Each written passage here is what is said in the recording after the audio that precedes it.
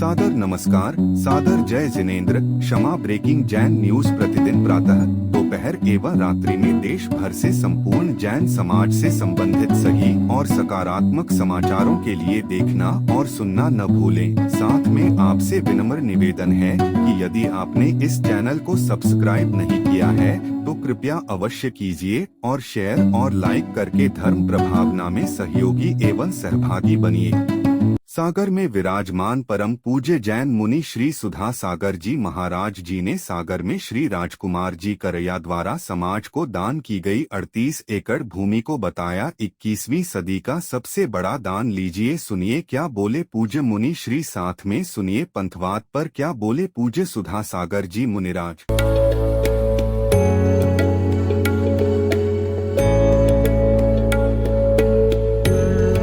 एक ऐसी संस्था जो जैन आगम के पथ पर बढ़ने वाले साधुओं की सेवा में दे रही है अपना योगदान और उनके आहार विहार में निभा रही है अपनी अहम भूमिका। साधु सेवा धाम भगवान पार्श्वनाथ धाम काकोरी लखनऊ जो विहार न करने वाले साधुओं के आहार एवं विश्राम की कर रही है संपूर्ण व्यवस्था। आप भी ऐसी ही संस्था के साथ जुड़कर करें अपनी चंचला लक्ष्मी का सदुपयोग। एक दिन का आहार मात्र 2100 रूपए एवं आजीवन 11,000 रूपए। इसके अलावा वर्ष में 2 दिन आपकी ओर से आहार एवं आपका नाम शिलापट पर किया जाएगा अंकित। Bank details Bhagwan Parshvanath Dham trust, bank of Baroda, Chowk branch Lucknow. खाता संख्या 064501000299154। IFSC code BARB0 LUCKNO। दान राशि एवं अधिक जानकारी के लिए संपर्क करें 7007783995 9452017984।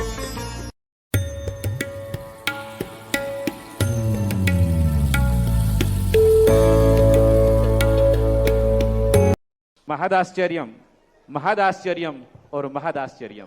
जो आश्चर्य आज सभी सागरवासियों ने देखा उसकी गवाही हमारी आंखें नहीं, आप सबकी आंखें भी गवाही दे रही हैं।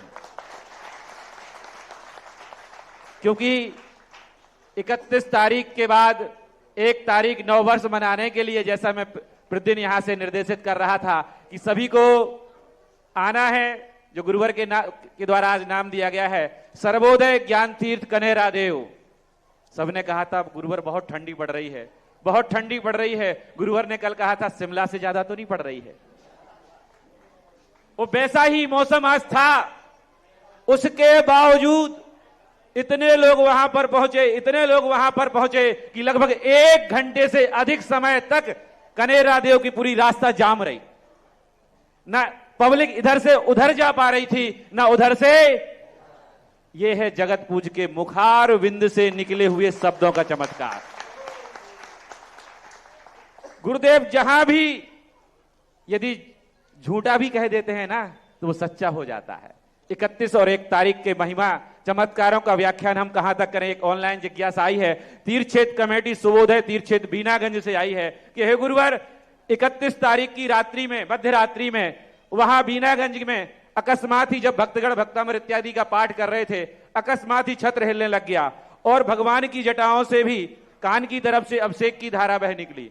लोगों ने सोचा थोड़ी बहुत ऐसा ही कभी कभी, प्रतिमा जी कपाट बंद कर दिए, सभी लोग बाहर चले गए। और उसके बाद लगातार जैसे ही कपाट बंद किए 2 घंटे तक लगातार घंटानाद होता रहा और ऐसा लग रहा था कि जैसे कोई भक्तगण आरती कर रहे हो। यह सोचकर कमेटी के लोग उस दरवाजे को खोलने गए, लेकिन दरवाजा खुला ही नहीं, जबकि दरवाजा बाहर से बंद था।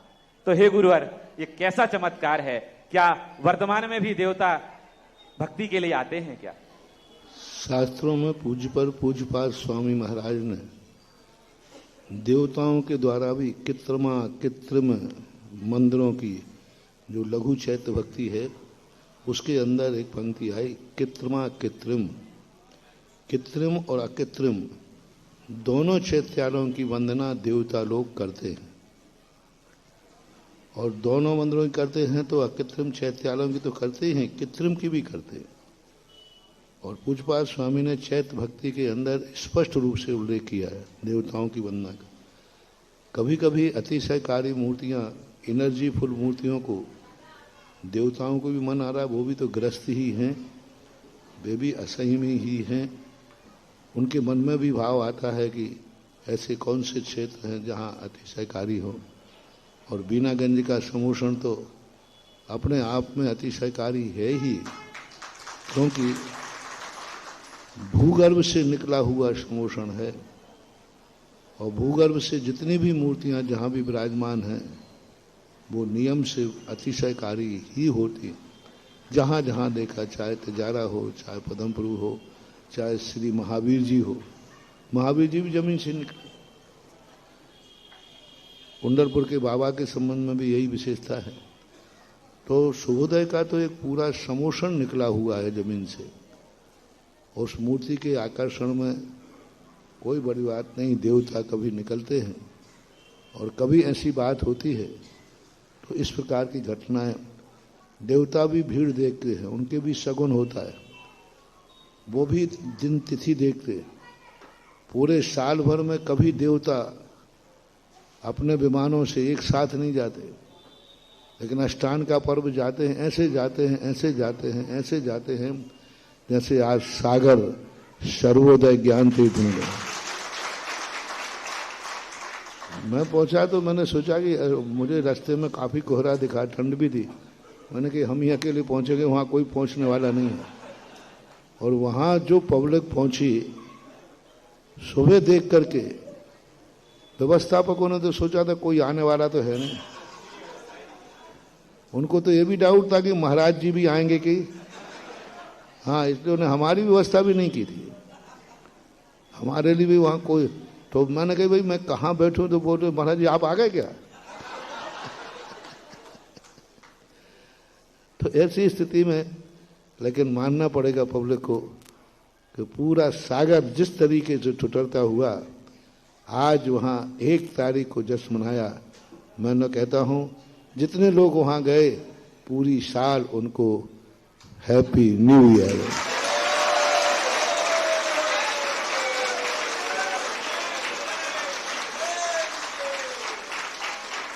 यही तो देखे जाते, यही तो श्रद्धा के विषय उमड़ते हैं, यही तो देखते हैं कि तुम्हारी जिंदगी में तुम्हारे लिए कितना मूल है। एक छोटा सा कोहरा तुम्हें रोक देवे, एक छोटी सी ठंड तुम्हें रोक देवे, एक थोड़ा सा प्रतिकूल वातावरण तुम्हें रोक देवे, नहीं। यही अपन को विश्वास करना चाहिए, यही सोचना चाहिए था कि किस प्रकार की पब्लिक वहां पहुंची। कोई सब व्यवस्था, सबने सोचा था कि सब लोग गजब का हुआ है, किसी को भोजन मिला नहीं मिला, लेकिन प्रसाद सबको मिला। तो ये प्रसाद का रूप लेकर के भी हर व्यक्ति खुश था। मात खुश था उस हिल स्टेशन को देखकर, खुश था वहां की भूमि को देखकर, खुश था सागर के भावी इतिहास को देखकर। इस सागर में आज इतना बड़ा एक सबसे बड़ा दान हुआ था, लगभग 2011-12 की बात है, सन आगे पीछे हो सकता है। सबसे बड़ा दान दिया था मेन हाईवे पर 22 बीघा जमीन, इसी बीनागंज शुभोदय तीर्थ क्षेत्र के लिए। वहां मनोज ऋषभ एक परिवार है, उन्होंने मेन हाईवे की जमीन 22 बीघा जमीन इसी शुभोदय तीर्थ क्षेत्र के, इन्हीं मूर्तियां जब भूगर्भ से निकली थी तो उन्होंने हाईवे की जमीन कोई छोड़ता नहीं, और उन्होंने साहस पूरे परिवार ने 22 बीघा जमीन इन्हीं शुभोदय तीर्थ क्षेत्र के लिए दी है। पूरा क्षेत्र इसी 22 बीघा जमीन पर बन रहा है। और वहीं पर जो आज अतिशय की बात कर रहे हैं ना, वो वही क्षेत्र है शुभोदय। भगवान में अतिशय तो होता ही है, भक्तों से भी भगवान में अतिशय आता है। जब भगवान भूगर्भ से निकले, एक व्यक्ति ने कहा कि क्या करना है, बेच लेंगे तो 1 आध करोड़ रुपया 2 करोड़ रुपया आ जाएंगे। अरे ये तो और जमीन कमाते रहते हैं। वही वाली बात आज सुबह प्रवचन में कही थी ना, दोपहर में। वे लिबास आया था तू दुनिया में, एक कफन के लिए जिंदगी लगा दी है। वे लिबास आया था दुनिया में और एक कफन के लिए इतनी लंबी सफर, पूरी जिंदगी खपा दी। अंत में क्या लेके गया? एक कफन। इतने से कफन के प्रकृति ने, कुदरत ने कहा बेटा तू तो बिना लिबास के गया था, तो मैं कफन ला, तो इतने कफन के लिए पूरी जिंदगी लगा दी। लगा रहे हैं लोग, एक कफन के लिए पूरी जिंदगी लगा रहे हैं। लेकिन कुछ लोग होते हैं जो अपने आप में ऐसा समर्पण कर देते हैं कि नहीं, हाईवे पे कीमती चीज है, हाईवे की कीमत तो बहुत महत्वपूर्ण होती है। पूरी जमीन उन्होंने क्षेत्र के लिए समर्पित कर दी, 22 बीघा। आज वही अतिशय यहां देखने में आया। इस 21वीं सदी में सागर का ये सबसे बड़ा पहला दान है 100 बीघा जमीन। 100 बीघा जमीन कोई देता है। कई लोग अपने स्वार्थ से मंदिर को दान देते हैं कि चलो वहां हम दे देते हैं, आदि बचाए लेते हैं। हाँ, आजकल एक कमाई का धंधा चल गया है कि मंदिर को आदि दे दो, आदि में प्लाटिंग, आदि में प्लाटिंग। इसका अर्थ आप सबको मालूम तो है ही। कैसी बात है? मंदिर को आदि दे देते हैं और उन्हें मालूम है कि यदि मंदिर बन गया तो आदि में ही हम 10 गुने, आज ये धंधा चल गया। मंदिरों के नाम से धंधा। मन में भाव रखते हैं ये कि मंदिर को दान दे देंगे, 10 एकड़ जमीन है, 5 एकड़ ले लो, 5 एकड़ के दाम अपने आप बढ़ जाएंगे। लेकिन यहां ऐसा कोई धंधा नहीं था। हाँ, ऐसी जमीन ये भी बचा सकते थे कि महाराज नीचे की जमीन छोड़ दो, ऊपर की ले लो। नहीं, थोड़ा बहुत किसी ने मन भी बनाया। राजकुमार कहता वहां तो 1 इंच जमीन से मैं धंधा नहीं करूंगा। और उनके बड़े भाई ने छोटे भाई को समझाया, बेटा सागर का ऐसा पैटर्न है, लोग जमीन खरीद लेते हैं और दान बोल देते हैं और उससे इनकम हो जाए, ये स्थिति हो जाए। ऐसा अपन को नहीं करना है। अपन को दान की जमीन से पैसा नहीं कमाना है। उनके बड़ा भाई जो है ना, क्या नाम होता है, गेले से एक खबर, हम 2-3 लोग गए थे सब बांध, उन्होंने कहा नहीं, कोई परिवार में भाव आ गया होगा कि थोड़ी बहुत बचाए लेते हैं। उन्होंने कहा नहीं, मंदिर से कमाई करने की अपेक्षा नहीं रखना। तो ऐसा जब दान होता है तो उसका एक अपने आप में प्रभाव पड़ता है। और आज जो कार्य किया, जो समर्पण किया, अब सागर वालों की बारी है। उसने तो जमीन दे दी, अब उस जमीन का तुम कितना सदुपयोग करते हो, कितनी अच्छी चीजें उस पर निर्माण करते हो, ये निर्णय आपकी सागर की समाज पर है। आज बनाना उतना कठिन नहीं है, बनाना उतना कठिन नहीं जितनी जमीन की कीमत है। और 2-5 साल में देखना, वहां अभी रास्ते में आए, ऐसी बड़ी विशाल कॉलोनी है, वो विधायक जी ने सुनील यानी कि आचरण इको सिटी, आचरण का वो बहुत अच्छी अंदर कॉलोनी काट दी और वहां से कोई ज्यादा दूर नहीं, बिल्कुल पास में ही है। तो वहां 2-5 साल में देखना बहुत बड़ा मध्य स्थान में आ जाएगा वो। और सागर समाज को आज जो हमने आज कहा, सामाजिक कार्यों के लिए इतने साल हो गए, सागर समाज के बाद कौन सा स्थान है? इसी मोराजी को और काम में लेते हो। हम ऊपर गए, हाँ तो महाराज जी मैंने कहा भाई हार किस काम में आता है? तो मुझे पहले तो बताया नहीं, बताओ। अब महाराज जी दूसरी बारात आ जाती तो दे देते हैं कभी कभी, या बैठक वाले कुछ आ जाते ना। अब बोलो, अब यहाँ क्या, ये तो धर्म क्षेत्र, शिक्षा का क्षेत्र है। आज समाज के लिए यदि सारी समाज चेत गई तो आज पूरी जैन समाज के लिए किसी होटल में जाने की जरूरत नहीं पड़ेगी। तुम्हारा क्षेत्र है, तुम्हारी बारात है और तुम्हारा स्थान है। कोई वहां होटल में मांसाहारी कल गया, आज शाकाहारी, ये तुम्हें देखना। अब ये सब सदुपयोग करना आपकी समाज का काम है। और अब पूरी समाज को फिर देखो, 38 एकड़ यानी 100 बीघा जमीन चौराहे पर रखी है। कहाँ रख दी है? चौराहे पे रखी है। अब पूरी समाज से मेरा कहना है, पूरे सबसे कहना है, ऐसी जमीन के लिए सागर का हर व्यक्ति उस जमीन का ट्रस्टी बने और एक दिन पता चले हजारों ट्रस्टी उसके हैं। हमने तो अभी 108 सगुन के लिए दिए हैं।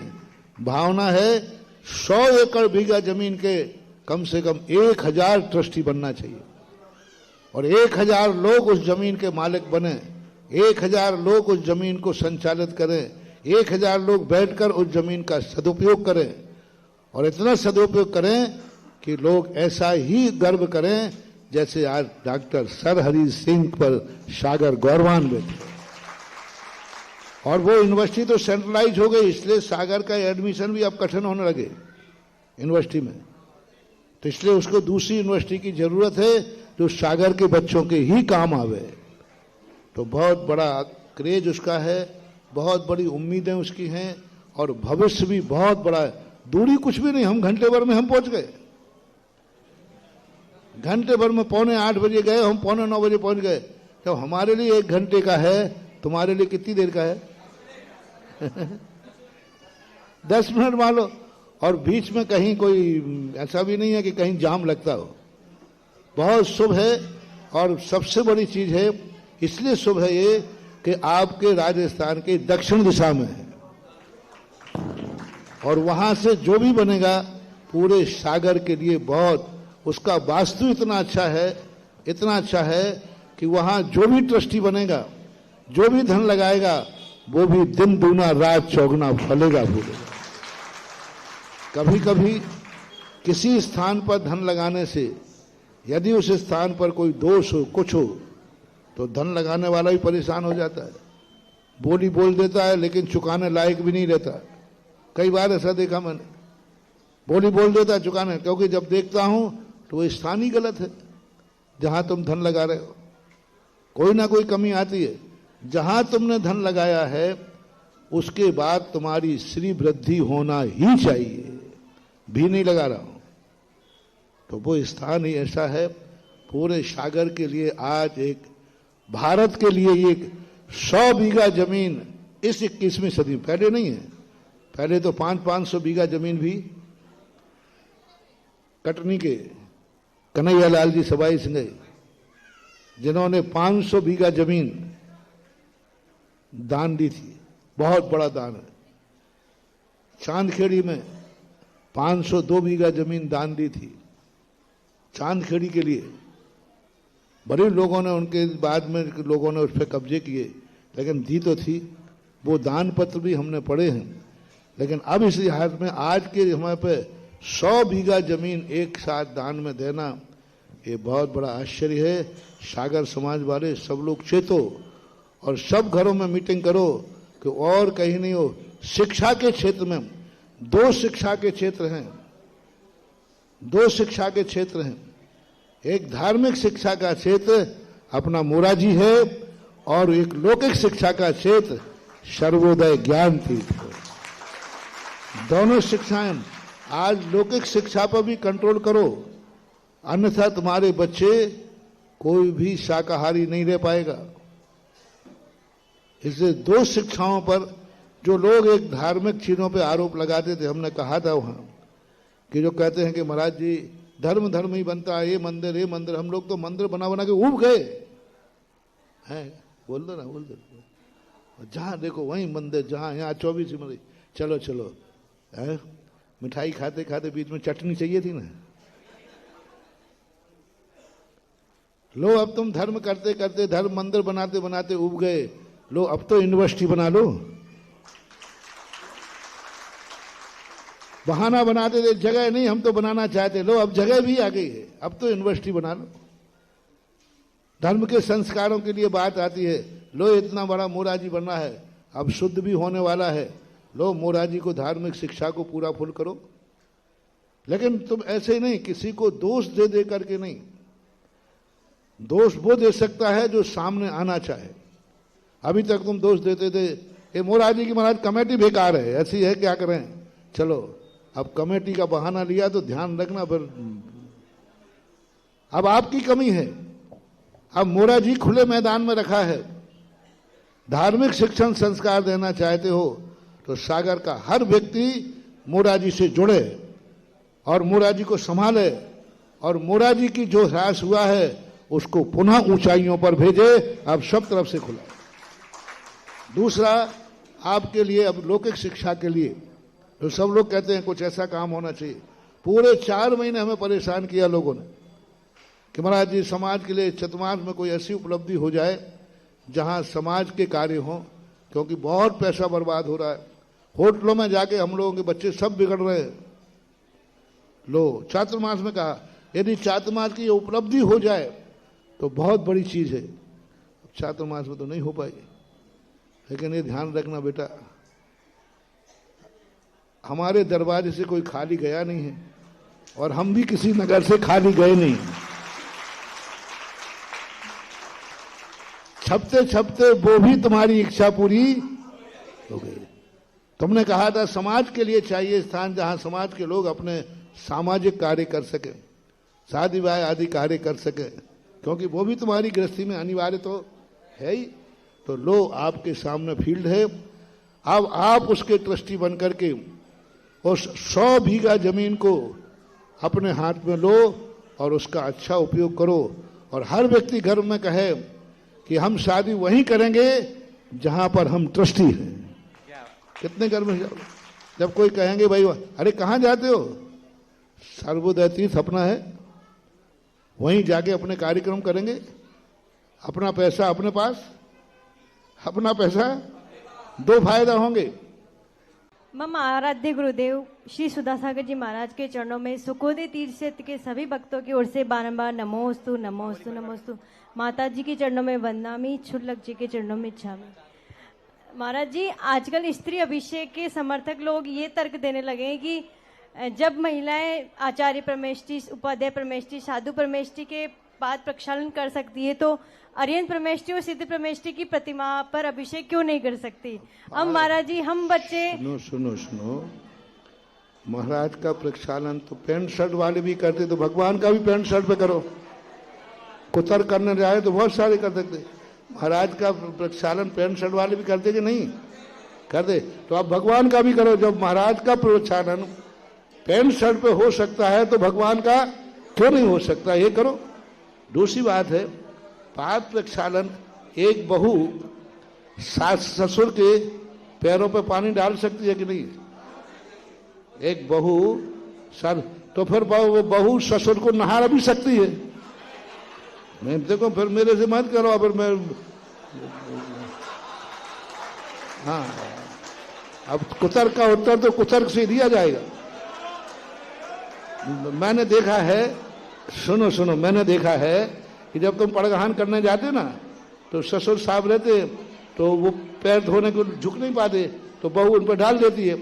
तो अब मैं अंदाज लगाऊं कि जब ये पैर धो रही है तो ये ससुर साहब को नहलाती भी होगी। अब मुझे पता नहीं है, मैं पूछ रहा हूं तुमसे। तो भैया इतना ही अंतर समझो, मुनिराज के पैरों में और देवादेव जिनेन्द्र देव के अंतर में बहुत अंतर है।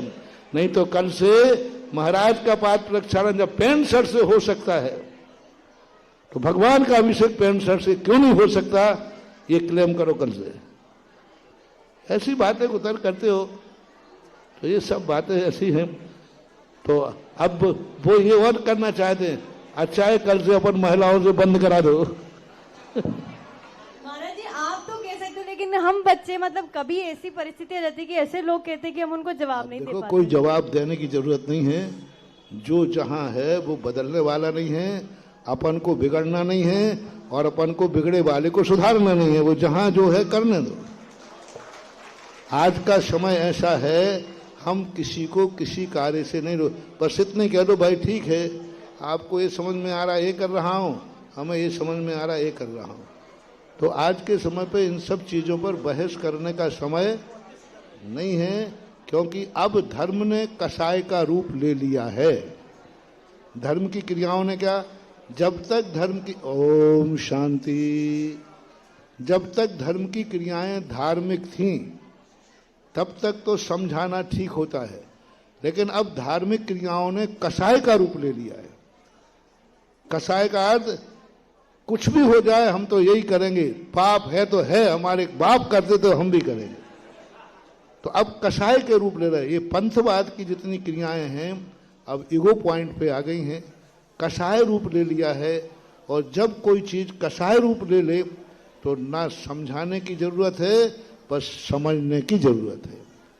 आज का समय जितने भी ये पंथवाद की क्रियाएं हैं इतनी कसाई के रूप ले ली कि व्यक्ति उनके प्रतिपक्ष में किसी भी हद तक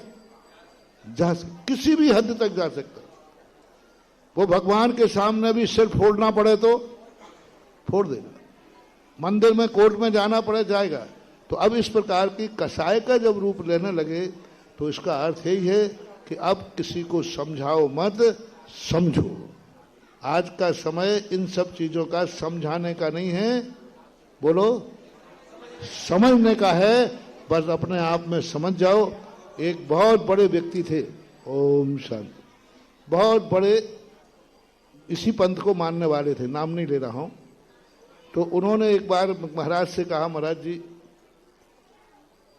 मेरी जिंदगी में सब कुछ हो गया, लेकिन हम दोनों पति पत्नी एक साथ अभिषेक करना चाहते हैं। और मेरी पत्नी कहती है चाहे कुछ भी करो, मैं तो स्त्री पर्याय में हूं, मैं तो भगवान का अभिषेक नहीं करूंगी। तो महाराज की भक्तन थी, तो उन्होंने सोचा कि महाराज आदेश दे देंगे तो ये कर लेगी। तो महाराज ने बुलाया, बोले देखो भाई आज मेरा मन है कि तुम दोनों हमें अभिषेक करके दिखाओ। तो उन्होंने कहा महाराज जी मैं नहीं कर पाऊंगी। बोले क्या तुम मेरे से ज्यादा जानती हो? आचार्य थे वो।